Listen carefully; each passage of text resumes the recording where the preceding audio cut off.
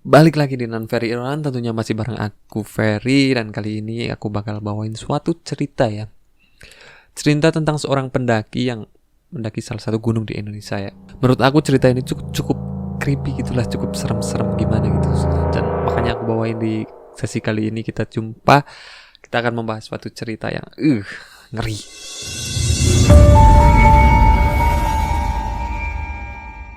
Yang akan kita bahas kali ini adalah salah satu pendakian di Gunung Lawu ya. Gunung Lawu yang gunung sangat terkenal dengan cerita-cerita mistis dan angkernya gunung ini. Tapi sebelumnya kita akan berkenalan dulu dengan Gunung Lawu ini. Gunung Lawu terkenal dengan gunung yang sangat angker ya. Mungkin bahkan gunung yang paling angker kali ya di Indonesia ini. Dan gunung ini tuh banyak sekali cerita-ceritanya, dari cerita legenda di mana dulu diceritakan itu katanya Prabu Brawijaya V itu pernah bermoksa di Gunung Lawu ini. Moksa itu menghilang gitulah, melebur dengan alam. Ada juga cerita malam satu suronya, cerita tentang pesugihan, pelet, kewibawaan, pengasihan, kekebalan. Pokoknya banyak sekali cerita-cerita yang menyelimuti Gunung Lawu ini secara mistis ya. Tapi kita nggak akan bahas suatu cerita-cerita yang aneh gitu ya. Kita akan mengangkat sebuah cerita yang dari salah satu pendaki cewek di sini, pendakinya cewek. Gunung yang dulunya bernama Wukir Mahindra ini mempunyai ketinggian 3.265 meter di atas permukaan laut, terletak di perbatasan antara Jawa Tengah dan Jawa Timur. Dan Gunung Lawu ini adalah salah satu gunung purba yang ada di Pulau Jawa. Ada 3 jalur pendakian terfavorit di Gunung Lawu ini. Ada Cemara Kondang di Tawangmangu, Jawa Tengah, ada Cemoro Sewu di Sarangan, Jawa Timur, dan ada Candi Cetho di Karanganyar. Dan cerita ini adalah cerita di mana seorang pendaki perempuan ini mengambil rutenya di Candi Cetho, Karanganyar, Jawa Tengah ya. Ini terkenal dengan rute yang paling singkat sih untuk perjalanannya. Cuman cerita mistisnya itu paling tebal dan dikatakan itu naik turun bukit itu banyak sekali jurang dan jalur yang paling curam dari berbagai macam jalur untuk pendakian Gunung Lawu ini. Cerita ini datang dari seorang pendaki bernama Vida Riani ya, dimana dia mendaki Gunung Lawu bersama teman-temannya. Jadi kita mulai aja ceritanya. Ini cerita yang menurut aku cerita yang cukup creepy sih, cukup serem gitulah. Kayaknya akan enak banget kalau kita ceritain lagi untuk cerita kali ini. Pada tahun 2016, Vida Riani dan teman-temannya itu berencana untuk melakukan pendakian di Gunung Lawu. Vida ini berdomisili di Jakarta ya. Dia berangkat dari Jakarta menuju ke salah satu terminal di Jakarta. Rombongan itu terbagi menjadi 2 rombongan, yaitu rombongan Vida yang berangkat dari Jakarta dan satu lagi rombongan yang menunggunya di terminal Tirtonadi Solo. Ketika itu ada beberapa hal-hal yang cukup aneh menurut aku sih kalau ketika keberangkatan si Vida ini. Banyak dialami si Vida ini hal-hal yang cukup ganjil kalau menurut aku. Vida ini ketika sampai ke terminal itu sore hari ya, karena dia mau berencana mengambil bis malam untuk perjalanannya supaya bisa sampai di sana pagi dan istirahat, bisa naik. Rencana awal mungkin seperti itu.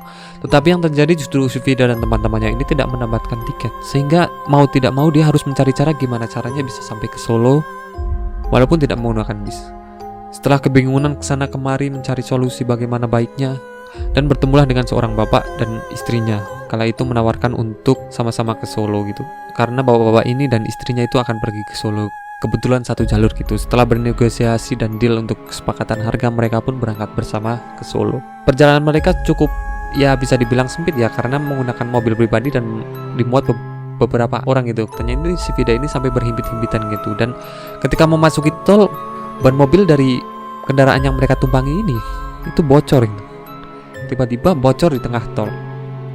Mau tidak mau harus keluar dari tol yang terdekat dong untuk mencari tambal ban. Dan mereka mencari tambal ban di suatu desa yang katanya itu cukup sepi gitulah, bahkan gelap gitu, nggak tahu itu desa mana.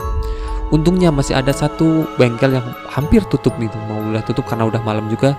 Tapi karena kasihan rombongan gini, dan dibantulah untuk mengganti ban kendaraan. Dan mereka pun melanjutkan perjalanan mereka ke Solo. Singkat cerita, ketika Vida ini terbangun sudah mau masuk Solo ya, dan rombongan ini meminta untuk berhenti di salah satu terminal yang mereka kira terminal ini adalah terminal yang cukup besar gitulah, yang bisa mengantarkan mereka langsung ke tempat tujuan. Gak jadi meeting point di terminal Tirtonadi, jadi dari terminal masing-masing langsung kontak-kontakan dan langsung ke base camp. Tapi ternyata yang mereka temui adalah terminal kecil, yang terminal pinggiran gitulah, terminal biasa yang hanya ada angkutan biasa. Jadi nggak mau mereka harus nyambung lagi dong ke terminal Tidore lagi dan ketemu lagi dengan teman-temannya yang lain, ngumpul semua, dan habis itu ke terminal Karangpandang Karo Panjang atau mana itu terminal sebelum ke base camp, aku lupa terminal tuh, dan baru sampai ke base camp Candi Ceto. Jadi perjalanan mereka itu bersambung dan itu perjalanan yang cukup melelahkan sih kalau menurut aku. Bahkan dari malam sampai ke base camp itu hampir sore gitu kata si Vida ini. Hampir sore. Jadi perjalanan mereka itu cukup panjang dan melelahkan. Kalau aku lihat dari ceritanya itu, bagaimana kita ngerasain suatu perjalanan dari awal aja kita mau melakukan suatu perjalanan itu melelahkan itu. Belum lagi kita bakal naik ke suatu gunung yang terus menanjak. Wow, pasti terkuras habiskan tenaganya. Dan pada saat itu adalah jam 5 sore ketika mereka selesai mengurus semua surat-surat dan perizinan gitulah untuk naik. Mereka memutuskan untuk naik jam 5 sore. Kalau menurut aku juga kalau naik jam 5 sore itu tanggung ya, waktu-waktu yang gimana gitu, tanggung. Harusnya kalau nggak malam sekalian gitu kan lebih enak, misalnya habis isya gitu kan lebih enak gitu, daripada kita mulai jalan sore hari jam 5 itu terasa gimana gitu, kayak kurang aja gitu, kayak aneh gitu. Mereka pun memutuskan jam 5 sore ini untuk tetap naik ke atas dan menikmati indahnya sore hari dalam perjalanan. Dalam perjalanan awal mereka cukup menyenangkan ya, dengan udara segar, cuaca cerah, dan pokoknya enak gitulah. Kita jalan sore hari itu kan udah nggak terlalu panas, terus mendapati jalan itu enak banget sih. Dan hari pun mulai gelap dan sampai ke pos 1 masih aman-aman aja, semua happy, fun, semuanya ya riang gitu lah, enak. Dan mereka melanjutkan untuk menuju ke pos 2, tapi hari sudah mulai gelap dan mereka menyalakan senter, alat penerangan lainnya untuk membantu mereka menapaki jalan setapak ini. Ketika Vida itu sampai ke pos 2, mereka beristirahat, rombongan ini beristirahat dan menyantap makanan untuk memulihkan tenaga mereka, dan Vida dan beberapa temannya itu ingin untuk buang air kecil di salah satu tempat di situ, cukup jauh dari pos 2 ini. Vida mengaku juga sudah melakukan dengan sopan santun gitulah, selayaknya di gunung kan kita meminta izin dan berterima kasih apabila sudah selesai gitu, kita balik lagi itu. Dan perjalanan pun dilanjutkan kembali. Dan mulai dari sinilah terjadi hal-hal yang agak lumayan menyeramkan sih. Jadi ketika mereka mulai jalan lagi dari pos 2 itu sebenarnya semuanya sehat sih, awalnya sehat, kita menapaki jalan setapak dengan penerangan cahaya yang seadanya kan, pasti di gunung. Mereka menyusuri terus selangkah demi selangkah, dan setelah 10 menit, baru 10 menit berjalan, tiba-tiba salah satu temannya Vida yang namanya Bang Deno itu tiba-tiba terpelanjak gitu, kaget nggak tahu ada apa, tiba-tiba Bang Deno tuh kaget. Tapi Bang Deno ini memilih untuk diam dan tidak menceritakan apapun. Hanya teman-teman yang lain yang melihat dan ya udah nggak apa-apa, mungkin kepleset atau apa gitu kan. Ya udah, oke, kita lanjut lagi gitu. Tapi sebenarnya Vida juga udah merasakan beberapa kehadiran makhluk-makhluk yang tak kasat mata ya, makhluk-makhluk gaib gitu lah, makhluk-makhluk gaib yang terus mengelilingi mereka kesana kemari mondar-mandir gitulah. Vida sebenarnya udah bisa melihat dan merasakan hal tersebut, tapi dia memilih untuk diam dan selalu berpikir positif. Itu penting sih, kalau di gunung itu kita harus selalu berpikir positif. Dan perjalanan terus dilanjutkan, menapaki terus jalan setapak itu, menyusuri, dan sebelum sampai pos 3 baru pertengahan itu Vida mulai merasa mual, pusing, dan dia harus dipapah teman-temannya itu untuk sampai ke pos 3.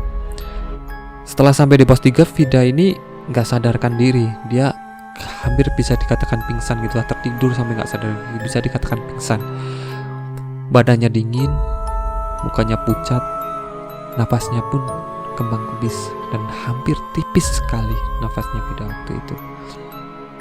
Semua temannya bingung, nggak tahu apa yang harus dilakukan. Teman-temannya ini sampai melakukan apapun, yang cewek-cewek ini mengganti pakaiannya Vida supaya ganti yang kering lagi, diselimutin dengan sleeping bag itu, yang kantong untuk tidur itu, sampai dikasih sarung, dipeluk. Tetapi tetap aja tubuh Vida ini nggak bisa hangat. Teman-temannya bingung, apa lagi yang harus kita lakukan dengan posisinya adalah malam hari di tengah-tengah gunung begitu kan, pasti suasananya itu tegang sekali, semua orang bingung sekali.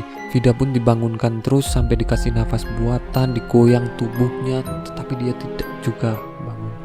Teman-temannya banyak yang menangis ketakutan, awalnya Vida ini dikena hipotermia. Hipotermia adalah penyakit yang sering datang ketika kita merasa kedinginan yang sangat hebat itu sampai menggigil. Tapi di sini Vida itu hanya kedinginan dan tidak menggigil, tidak sadarkan diri. Gitu loh. Biasanya hipotermia itu datang kita menggigil dulu gitu sampai kejang-kejang gitu. Bener-bener kedinginan yang banget gitu. Tapi di sini Vida hanya mual-mual, muntah-muntah dan tiba-tiba pingsan sampai pucat sekali badannya, dingin banget. Napasnya udah tipis banget gitu. Timbul tenggelam napasnya si Vida ini. Wow, kalau aku ada di situasi kayak gitu aku nggak tahu nih apa yang harus lakukan. Tapi salah satu temennya itu berusaha membangunkan entah dengan cara apa selama beberapa waktu dan beberapa lama. Nggak tahu apa yang dilakukan Bang Deno ini sehingga Vida pun langsung terbangun dan muntah-muntah. Vida mencoba melihat sekitar, ada apa ini kok pada nangis pada kayak gitu. Nggak tahu, Vida bingung gitu kayak orang linglung gitu. Tapi Vida juga ingat ketika dia tertidur tadi, dia merasa itu dirinya itu tadi tertidur, dia memimpikan bertemu 3 orang, 1 cowok dan 2 cewek. Si cowok ini meminta tolong kepada Vida, entah apa yang dia minta tolong, dan 1 cewek ini berhijab meminta untuk Vida mendengarkan ceritanya. Dan salah satu cewek yang terakhir, dia itu tertawa, kadang senyum, kadang tertawa terbahak-bahak gitu, kata Vida sih gitu. Setelah Vida sadarkan diri dan kembali lagi ke sadarnya gitu, si Vida tuh bertanya, ada apa nih sebenarnya? Kenapa ada yang menangis? Kenapa semuanya berkumpul? Tapi nggak ada seorang teman pun yang menjawab. Hanya mereka tersenyum, menangis bahagia karena Vida udah sembuh lagi, udah sehat lagi gitu kan. Dan malam itu adalah jam 11:30 malam, jadi mereka tidak bisa melanjutkan lagi untuk perjalanannya sehingga mereka memutuskan untuk bermalam di situ. Vida pun dijaga ketat oleh teman-temannya ya. Teman-temannya pasti khawatir kalau Vida ada terjadi sesuatu kan, pasti karena Vida udah mengalami hal kayak gitu. Padahal Vida belum ngantuk pun Vida disuruh cepat-cepat istirahat. Singkat cerita, sampailah keesokan paginya pukul 7 pagi. Mereka setelah bersarapan, mereka pun melanjutkan perjalanan lagi dengan ditemani kicauan burung dan suasana pagi yang indah di desa. Seperti hal tidak terjadi apa-apa gitu. Tapi tetap aja teman-temannya masih khawatir. Beberapa kali temannya menanyakan, gimana keadaanmu, gimana kamu udah sehat, apa kamu rasain sekarang. Tapi Vida merasa fit-fit aja, itu fine aja, itu santai gitu. Nggak merasa habis kesakitan atau apa, itu nggak ada rasa kayak Vida itu udah sembuh gitu. Mereka pun melanjutkan dan mereka sampai di tengah-tengah pos 3, antara pos 3 dan pos 4. Ketika itu Vida lagi menemukan sebuah tempat di mana tempat itu kayak tandus gitu dan banyak sekali pohon-pohon kering seperti bekas terbakar itu yang biasanya kering terus ada item-itemnya habis terbakar gitu. Mereka pun harus berjalan merangkak gitu, merambat-rambat dari pohon, pegangan pohon, cari akar, cari apa agar kita bisa naik gitu. Karena di situ emang bener-bener tempat yang curam, jadi kita harus ekstra hati-hati. Ketika Vida lagi merambat gitu, menggapai sebuah akar pohon dan mendongak ke atas gitu, tiba-tiba dia melihat 3 orang dengan wajah terkelupas seperti bekas kecelakaan gitu. Wow, damn, serem, merinding. Kita lagi santai jalan berusaha, tiba-tiba melihat dengan wah. Vida pun langsung kaget, shock, terperanjak, dia langsung tersudut dan menangis. Seketika itu juga Vida gak mau lagi untuk meneruskan perjalanannya ke puncak. Vida memutuskan untuk turun ke bawah, tapi yang lainnya sebenarnya masih pingin menggapai puncaknya ya. Tentunya ya pasti kalau mendaki gitu kan kayak ada yang kurang gitu. Tapi Vida udah merasa ketakutan banget, udah mentok, dia udah sampai batas kemampuannya untuk mendapatkan hal-hal yang kayak gitu. Jadi Vida memutuskan untuk turun, dan temannya yang dari Jakarta satu namanya Adam juga menemaninya untuk turun supaya Vida nggak sendirian untuk turun ke bawahnya. Mereka berdua pun turun akhirnya, dan yang lain melanjutkan ke atas. Seperjalannya Vida dan Adam turun dari gunung ini, mereka tuh nggak ada hal-hal aneh sih, dan si Adam ini berusaha untuk terus berbicara dan membuat candaan-candaan supaya si Vida ini tidak kosong pikirannya gitu. Kalau kosong kan bahaya, bisa kemasukan hal-hal yang. Jadi si Adam ini berusaha terus untuk mengajak dan berkomunikasi terus dengan Vida, sampailah di bawah. Tapi ceritanya nggak sampai situ doang sih, ada lagi hal-hal terus yang dialami si Vida Riani ini. Setelah sampai ke base camp Ceto, Mereka bertemu dengan Pak Anggoro dan Pak Kris. Dan Pak Anggoro ini seakan-akan udah tahu apa yang dialami Vida gitu loh. Langsung Pak Anggoro ini mendekat dengan Vida dan bertanya, "Piye kabar Endo, sehat?" Dalam bahasa Jawa itu artinya, "Gimana kabarmu, baik-baik aja kan?" Gitu, maksudnya kayak gitu. Dan Vida ini bisa bahasa Jawa sedikit kan, jadi ngerti gitu maksudnya Pak Anggoro. Vida waktu itu nggak jawab, dia karena mungkin kecapean itu, dia hanya tersenyum dan mengatakan bahwa dia gagal sampai puncak itu. Pak Anggoro pun tersenyum lagi. Dan dilanjutkan ceritanya oleh Adam. Adam bercerita tentang apa yang dialami si Vida ini di atas.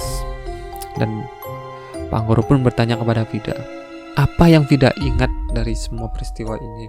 Vida bercerita tentang bertemunya dia dengan 3 makhluk yang mukanya terkelupas ini. Dan tiba-tiba Vida mengatakan sebuah nama, yaitu Kartini. Tiba-tiba aja, nggak tahu, Vida juga nggak tahu itu nama dapat dari mana gitu. Nah dari situlah Pak Anggoro mulai cerita bahwa ada suatu kejadian yang cukup mengerikan sih di Gunung Lawu ini, yaitu tentang kebakaran hutan di Gunung Lawu. Kebakaran hebat itu terjadi di jalur Cemara Sewu dan juga di jalur Cetho ini.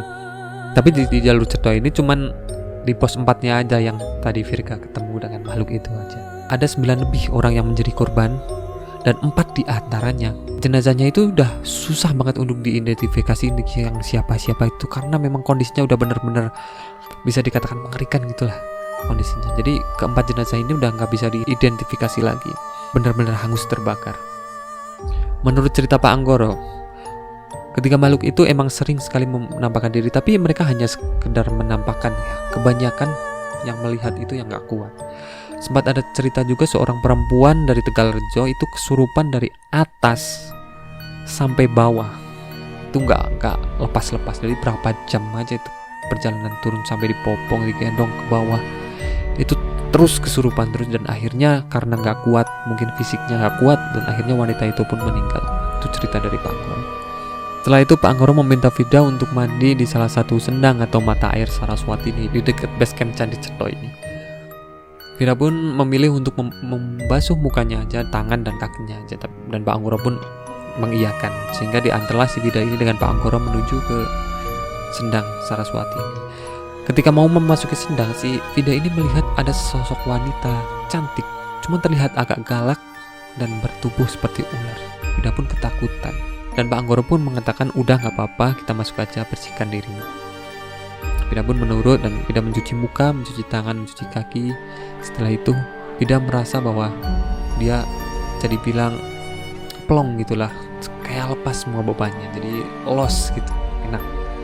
Setelah kejadian itu terjadi lagi hal-hal baik yang bahkan di luar ekspektasinya si Vida ya. Ketika itu waktu udah sore dan Vida harus melanjutkan perjalanan untuk pulang, dan ketika Vida pulang itu angkutan itu kebetulan penuh, hampir nggak ada angkutan lagi, dan tetapi dia juga ditolong seorang ibu-ibu dan suaminya yang menggunakan mobil pribadi diantarnya ke terminal Karangpanjang atau Karang apa ya namanya ya, terminal pokoknya yang dekat-dekat dengan base camp Cetho ini. Ketika sampai di terminal pun sudah kehabisan bis, sehingga dia bingung lagi nih, gimana caranya kita melanjutkan ke terminal Jatinadi ke Jakarta, itu bingung nih. Jadi Vida ini mau gimana? Ketika itu dia katanya ditolong oleh seorang preman gitulah, gondrong rambutnya dengan mulutnya itu berbau alkohol gitulah. Dan tiba-tiba dia mau menolong Vida dengan memboncengkan motor dengan kebut-kebutan, walaupun dengan kebutan tapi masih bisa kalau kita ngomong di jangan terlalu kenceng bang, dia masih bisa oke lah gitu. Orang jahat pun tiba-tiba menjadi baik kepada si Vida dan si Adam ini keduanya, dan mereka alhamdulillah berhasil sampai ke rumah dengan selamat sampai sekarang. Tapi teman-temannya itu yang tadinya memaksakan untuk menaik juga mengalami hal-hal yang cukup mengganggu sih, dimana ada yang sampai kesleo dan nggak bisa melanjutkan lagi sampai dipopong sama ranger penolong di gunung itu kan pasti ada ya, tim sarnya gunung itu, ranger itu dipopong untuk turun ke bawah. Ada yang sampai sakit, drop, pusing, mual, pokoknya semuanya itu mengalami hal-hal yang aneh gitu. Wow, cerita si Vida ini memang benar-benar menarik sih kalau menurut aku, karena setiap kita mendaki sebuah gunung itu pasti akan menemukan suatu cerita-cerita yang unik. Kalau aku dulu pernah mendaki sebuah gunung dan tersesat, dan alhamdulillah bisa balik lagi. Mungkin aku ceritain di lain video ya.